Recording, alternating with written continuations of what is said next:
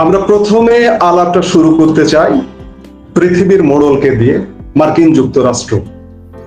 আমাদের বলা হয়ে থাকে যে বর্তমান ইউনূস সরকার মার্কিন প্রেসক্রিপশনের সরকার, কিন্তু এই মুহূর্তে নানা কারণে আমরা টানাপোড়েন দেখতে পাচ্ছি। এই মুহূর্তে মার্কিন কূটনৈতিক সম্পর্ক, মার্কিনীদের সাথে বাংলাদেশের ইউনূস সরকারের কূটনৈতিক সম্পর্কটা কেমন, আপনি কিভাবে বিশ্লেষণ করবেন? দেখুন, ব্যাপারটা আসলে সহজে বলা কঠিন। একটু আমরা যদি দেখি যে ইউনূসের সরকারটা কোন টাইপের একটা সরকার, সেটা আমাদেরকে দেখতে হবে। সাধারণত যে কোনো ইন্টারিম গভর্নমেন্ট বলুন, কেয়ারটেকার গভর্নমেন্ট বলুন, তাদের সাথে কোনো রাষ্ট্র কোনো ধরনের কূটনৈতিক সম্পর্কে জড়ায় না। কিন্তু ইউনূসের সরকারটা একটু ব্যতিক্রম এই জন্য যে ইউনূস মার্কিন যুক্তরাষ্ট্রের প্রোটেকশনে বাংলাদেশের ক্ষমতায় বসেছে। কিন্তু এই প্রোটেকশনটা তাকে দিয়েছিল মার্কিন যুক্তরাষ্ট্রের আগের প্রেসিডেন্ট যে পলিটিক্যাল পার্টি ছিল ডেমোক্রেটদের। মূলত মার্কিনীরা বিশেষ করে ডেমোক্রেটরা ইউনূসকে প্রায় 40-45 বছর ধরে একটু একটু একটু একটু করে গড়ে তুলেছে। সেই দিক থেকে আমরা যদি দেখি তাহলে বর্তমানে ইউনূস সরকারকে মার্কিন যুক্তরাষ্ট্র অনেক কিছু দেবার কথা। কিন্তু আমাদের একটা জিনিস মনে রাখতে হবে, গত 20-30 বছরে মার্কিন যুক্তরাষ্ট্রে যত প্রেসিডেন্ট এসেছে তার মধ্যে ডোনাল্ড ট্রাম্প হলো সবচেয়ে বেশি এই যে ইসলামিক জঙ্গিবাদ যেটা, এটার বিরুদ্ধে সোচ্চার, এবং উনি সবচেয়ে ক্লিয়ার ধারণা রাখেন যে ইসলামিক জঙ্গিবাদটা কি জিনিস, এটা কতটা ডেঞ্জারাস। এটার ব্যাপারে ডোনাল্ড ট্রাম্পের এবং তার প্রশাসনে যেসব মানুষগুলো আছে তাদের এটা জানা আছে। ফলে যেটা হয়েছে যে ইউনূস যেহেতু একেবারে ডাকাতি করে বাংলাদেশের ক্ষমতাটা গ্রহণ করেছে এবং ডাকাতির মাধ্যমে এটা ধরে রেখেছে, সুতরাং মার্কিন যুক্তরাষ্ট্রের বর্তমান যে ডিসপেনসেশন আছে, ওরা কিন্তু ইউনূসের শুধু ব্যক্তিগত সুরক্ষার হিসাবে ইউনূস থেকে সবকিছু নিতে চাচ্ছে। আপনি দেখেন যে তার যে করিডোর দেয়া, বন্দর দেয়া, এগুলো মার্কিন স্বার্থে ছেড়ে দেয়া, সেন্ট মার্টিন ইত্যাদি যে ইস্যুগুলো আমরা জানি, এটার সাথে এখন যোগ হয়েছে যে আপনার এই শুল্ক বৃদ্ধিতে আমি যতদূর জানি পাকিস্তান, ভারত সবাই তাদের মতো একটা সুরাহায় তারা এসেছে মার্কিন যুক্তরাষ্ট্রের সাথে। ভিয়েতনাম এসেছে, অনেকগুলো দেশ এটা তারা তাদের মতো করে তাদের প্রয়োজনীয় যতটুকু দরকার ততটুকু রেয়াত মার্কিন যুক্তরাষ্ট্র থেকে পেয়েছে। পায়নি এখন পর্যন্ত ইউনূস পায়নি, হয়তো কিছু পাবে বা পাবে না, আমি সাধারণত ভবিষ্যৎ নিয়ে কথা বলি না। কিন্তু কেন এত দেরি হচ্ছে এই জন্য যে মার্কিনীরা এই ইউনূসের সরকারটা যে একটা দখলদার সরকার, এটা যে একটা পরিপূর্ণভাবে অবৈধ সরকার, এবং এর পিছনে জনগণের কোনো সমর্থন নাই। জনগণ যতটুকু সমর্থন আছে তারা হলো বাংলাদেশের মৌলবাদী, হয়তো 10-20% হতে পারে। এটা মার্কিন যুক্তরাষ্ট্র খুব ভালোভাবে বুঝে ইউনূসকে তারা এক্সপ্লয়েট করছে। এক্সপ্লয়েট করা মানে হলো যে ইউনূস থেকে যত বেশি আদায় করা যায় এবং ইউনূসকে যত কম দেয়া যায়। এখন সেই আদায়ের ক্ষেত্রে আমরা শুনতে পাচ্ছি, জানি না কতটুকু সত্য, যে তাকে অনেকগুলো এই বোয়িং কিনতে হবে। হ্যাঁ, সে এগুলো কিনে চেষ্টা করছে। ইউনূসের দিকটা একটু স্মরণ করিয়ে দেয় যে ইউনূসকে আপনি যদি তার সারা জীবনের কার্যক্রম দেখেন, ইউনূসের মধ্যে স্বার্থপরতা ছাড়া কিছু নাই। ইউনূসের কাছে দেশপ্রেম নাই, জনগণের প্রতি তার কোনো প্রেম নাই, কিছুই নেই। হ্যাঁ, সম্পূর্ণরূপে একটা স্বার্থপর, একেবারে নিষ্ঠুর একটা স্বৈর শাসক। ইন্টারেস্টিং জিনিসটা হলো, শেখ হাসিনা সরকারকে ফ্যাসিস্ট বলে ওরা বিদায় দিয়েছে জুলাই আগস্টের জঙ্গিরা, কিন্তু সত্যিকার ভাবে একটা ফ্যাসিস্ট সরকার ইউনূসই কায়েম করেছে। সার্বিক পরিস্থিতি মার্কিন যুক্তরাষ্ট্র যতটা সম্ভব তারা এক্সপ্লয়েট করছে, অর্থাৎ ইউনূসের ব্যক্তিগত প্রোটেকশন, ইউনূসের যে গুন্ডা পান্ডা আছে, রজার খলিল ইত্যাদি, এদের প্রোটেকশন বাবদ ইউনূস থেকে যত বেশি আদায় করে নেওয়া যায় সেটাই মার্কিন যুক্তরাষ্ট্রের পলিসি আমরা দেখতে পাচ্ছি। এবং এই সরকারটা যদি ধরেন এই বর্তমানে যেই অবস্থা মার্কিন যুক্তরাষ্ট্রের সাথে চলছে, যে যে যে বাণিজ্যিক একটা যুদ্ধ বলতে পারেন, এই ধরনের অবস্থায় যদি কোনো জনপ্রতিনিধিত্বশীল সরকার থাকে, শেখ হাসিনার সরকারের মতো বলিষ্ঠ সরকার থাকে, তারাই কেবল এই ধরনের সিচুয়েশনে আপনার কোনো কিছু নেগোশিয়েট করে আদায় করতে পারে। কিন্তু ইউনূসের পক্ষে সেগুলো কোনো কিছুই সম্ভব না। ইউনূসের ক্ষেত্রে বিষয়টা হয়ে দাঁড়িয়েছে সম্পূর্ণ ট্রানজ্যাকশনাল, মানে তুমি আমাকে এটা দিবা, আমি তোমাকে এটা দিব। সেই ক্ষেত্রে ইউনূসের প্রোটেকশন হলো, ইউনূসকে যা দেওয়ার দিচ্ছে, বাংলাদেশকে যা কিছু দিচ্ছে ইউনূসের প্রোটেকশন, আর যা কিছু নিচ্ছে সে বাংলাদেশ থেকে। তো কি কি নিল সেটা হয়তো আমরা কিছুদিনের মধ্যে জানতে পারবো। আচ্ছা, আমার মার্কিনীদের আলাপ প্রসঙ্গে একটি কথা এই মুহূর্তে মনে পড়ছে, যে আলাপ এসছে যে বাংলাদেশকে আসলে মার্কিন যুক্তরাষ্ট্র যে গুরুত্ব দিচ্ছে না, যতটা আদায় করা যায় আপনি সেটি বলছেন। আমি যদি বাংলাদেশে মার্কিন দূতাবাসকে দেখি, দূতাবাসের যিনি প্রধান, বাংলাদেশের মার্কিন দূতাবাস চার্জ দ্য অ্যাফেয়ার্স কে দিয়ে 1 বছর হয়ে গেল, প্রায় 1 বছর যাবৎ চলছে। কেন? নিয়মিত রাষ্ট্রদূত চলে গেছেন, পিটার হাস চলে গেছেন গত বছরের 23 জুলাই। এরপর থেকে কোন রকমে ভারপ্রাপ্ত দিয়ে চলছে কেন? এ ব্যাপারে আপনার অভিমত কি?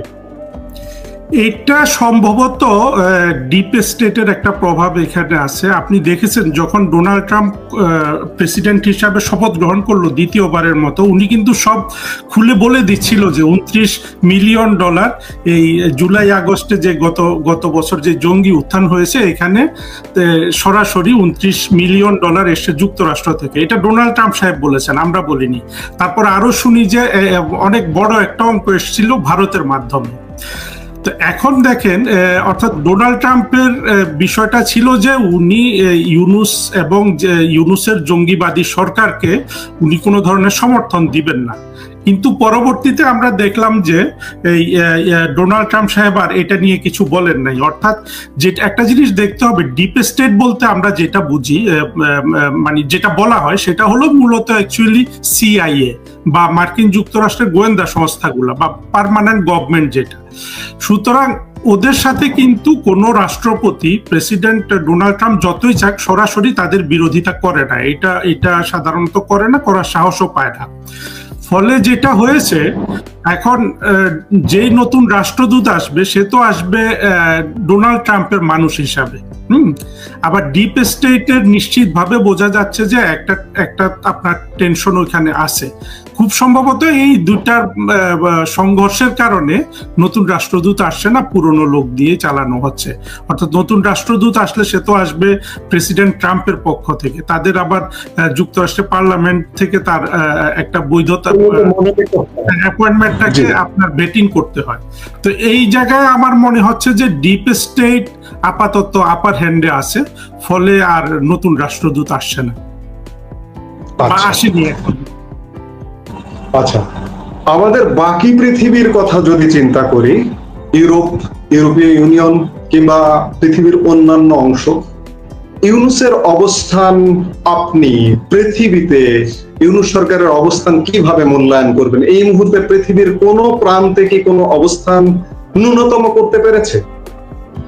না, ইউনূস তা পারেনি। কিন্তু একটা জিনিস লক্ষ্য করতে হবে যে শুরুতে ইউনূসের উপর অনেকের অনেক আপনার আশীর্বাদ ছিল, কারণ ইউনূস যেহেতু নিজেকে একটা ইন্টারন্যাশনাল ফিগার হিসাবে দাঁড় করিয়েছিল।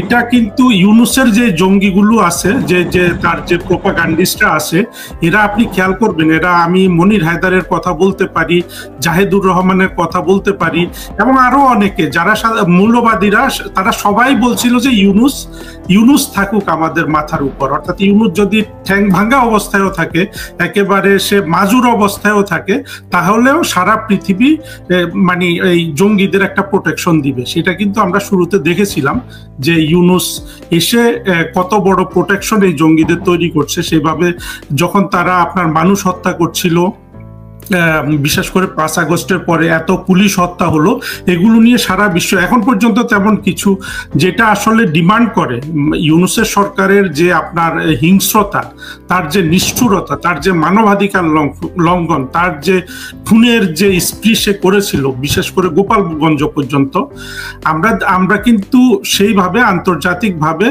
আপনার সেই রকম এই তীব্রতা, এই তীব্রতার উপর, অপরাধের তীব্রতার আনুপাতিক কোনো ইন্টারন্যাশনাল ভয়েস আমরা এখনো পাই নাই। সুতরাং ইউনূস এখনো একটা বাফার হিসাবে কাজ করছে বিটুইন আপনার যে জঙ্গিরা বাংলাদেশ দখল করে রেখেছে তারা এবং পাশ্চাত্যের গণতান্ত্রিক বিশ্ব। এইটা একটা দিক আছে, কিন্তু ধীরে ধীরে এইটাও আপনার সবার চোখের সামনে আপনার চলে এসে যে ইউনূস মূলত বাংলাদেশে জঙ্গিবাদের উত্থান ঘটিয়েছে এবং এই জঙ্গিবাদের উত্থান হলো ইউরোপ, আমেরিকা বা উন্নত বিশ্বের স্বার্থের আপনার একটা পরিপন্থী কাজ।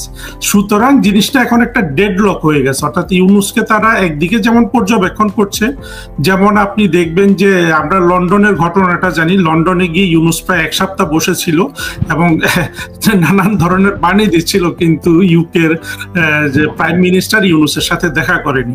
সুতরাং একটা জিনিস হলো যে কোনো ধরনের কূটনৈতিক সম্পর্ক যেমন নাই, ইউনূসের যেমন কোনো কূটনৈতিক অবস্থান নাই, ইউনূসের যে আপনার জঙ্গি দ্বারা প্রভাবিত এবং জঙ্গিদের দ্বারা আপনার পেছন থেকে ঠেলে ধরা একটা সরকার, এটা সারা বিশ্ব বুঝে গেছে। আবার একইভাবে ইউনূসের যে আমি বলবো যে ইমেজ, সেটাও কিছু কাজ করছে, ফলে একটা ডেডলক অবস্থায় আছে। এখানে ইউনূস তা পাচ্ছে কোনো সাহায্য কারো কাছ থেকে, এমনকি মার্কিন যুক্তরাষ্ট্র থেকেও না। আবার একইভাবে যেই ধরনের আপনার উচ্চ ভয়েসে পশ্চিমারা এই ধরনের একটা আপনার মৌলবাদী এবং জঙ্গিদের দ্বারা প্রতিষ্ঠিত সরকারের প্রতিবাদ করার কথা, সেটাও আমরা দেখছি।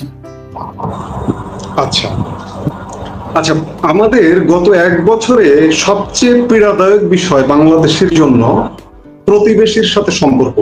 বিশেষ করে আমরা আমাদের চারপাশ দিয়ে ঘিরে যে রাষ্ট্রটি ভারত, সেই ভারতের সাথে মারাত্মক সম্পর্কের অবনতি ঘটিয়েছে ইউনূস সরকার। এই অবনতি ঘটানোর ক্ষতিটা আমরা সবাই জানি, কিন্তু বাংলাদেশের কিছু অংশের মানুষ বুঝতে চায় না। বাংলাদেশের কিছু অংশের মানুষ এখনো বলতে চায় যে বাংলাদেশ স্বনির্ভর হবে, বাংলাদেশ প্রতিবেশী দেশ ছাড়া, প্রতিবেশী সম্পর্ক ছাড়াই উঠে দাঁড়াবে। এই ক্ষতিটা নিয়ে যদি আপনি বলেন, এবং আসলে কি প্রতিবেশীকে ছাড়া উঠে দাঁড়ানো কি সম্ভব, আপনি কি মনে করেন? প্রথম কথা হলো, কোনো প্রতিবেশীর সাথে আপনার শত্রুতা তৈরি করে পাশের দেশ উঠতে পারে না, যদি দেশটা হয় ছোট এবং অন্য দেশটা হয় বড়।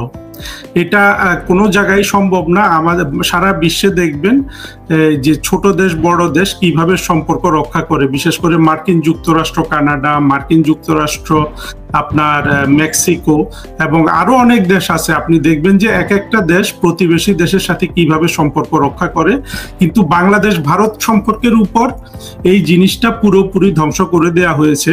আপনি লক্ষ্য করবেন যে এই ইউনূসের জঙ্গিতন্ত্রের যেসব লোকজন আপনার থিওরি তৈরি করে, ফরহাদ মজহার, পিনাকি, কনক সারোয়ার, ইলিয়াস, এরা কিন্তু বছরের পর বছর আপনার এই হিন্দু ঘৃণা এবং ভারত বিদ্বেষ এটা ছড়িয়ে আসছে। অর্থাৎ আপনি শেখ হাসিনা সরকারের বিরুদ্ধে 3টা আপনার প্রোপাগান্ডা ওরা ছড়িয়েছে। একটা দেখবেন যে রাজনৈতিক বা যে হিউম্যান রাইটস ভায়োলেশন, তারপরে আপনার গুম খুন এসব কথা একটা ছিল। আরেকটা ছিল যে অর্থনৈতিক দুর্নীতি, যে অনেক টাকা পাচার হয়ে যাচ্ছে ইত্যাদি ইত্যাদি। আর তৃতীয়টা ছিল যে আপনার যে বাংলাদেশের সার্বভৌমত্ব ভারতের কাছে বিক্রি হয়ে গেছে।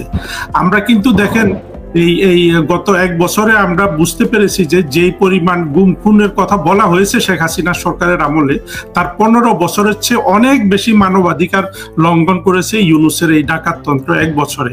আবার যদি আপনি দেখবেন যে যে দুর্নীতির কথা বলতো, যে ধরনের টাকা পয়সা বাংলাদেশ থেকে আপনার পাচার হয়ে যাচ্ছিল, দেবপ্রিয়র হিসাব অনুযায়ী মাসে $1.5 বিলিয়ন পাচার হয়ে যাচ্ছিল।